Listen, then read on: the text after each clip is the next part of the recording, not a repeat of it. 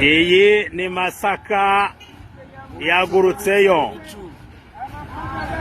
Turagenda na Mubara na bindi. Iyi ni ya mbere. Iyi ni ya kabiri. Izancitse sinzibara. Gatatu kane. Abari gukata bava ku muhanda wa 19 ku Nyange bagenda. Namwe muri barira nge sifite uko ndi bubigenze.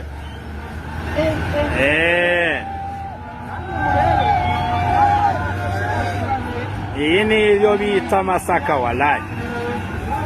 Nuko bari kuva muri uyu muhanda